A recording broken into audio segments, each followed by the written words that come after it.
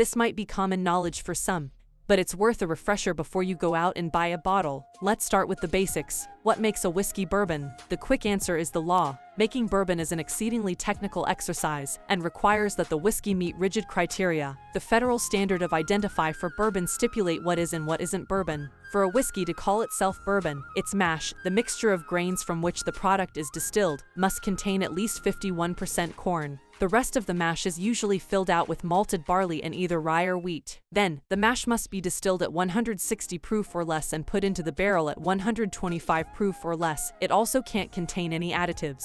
The distillate needs to be aged in a new charred oak barrel. If you distill a whiskey in your kitchen that meets all of these standards, congrats, you've made bourbon. Also, you've broken the law. The ATF will be on its way shortly. What's the difference between Scotch and whiskey? The main difference between Scotch and whiskey is geographic, but it also involves ingredients and spellings. Scotch is whiskey, Noe, made in Scotland, while bourbon is whiskey made in the US, generally in Kentucky. Scotch is made mostly from malted barley, while bourbon is distilled from corn. If you're in England and ask for a whiskey, you'll get Scotch, but in Ireland, you'll get Irish whiskey. Is Tennessee whiskey bourbon? Yes and no. The difference between Tennessee whiskey, like Jack Daniels, and bourbon is that after the spirit is distilled, Tennessee whiskey is filtered through sugar maple charcoal. This filtering, known as the Lincoln County process, is what distinguishes Tennessee whiskey from your average bourbon, like Jim Beam. The name bourbon actually comes from an area known as Old Bourbon, around what is now Bourbon County, Kentucky. On top of these types of whiskey, we also have rye whiskey, which can refer either to American rye whiskey, which must be distilled from at least 51% rye, or Canadian whiskey, which may or may not actually include any rye in its production process.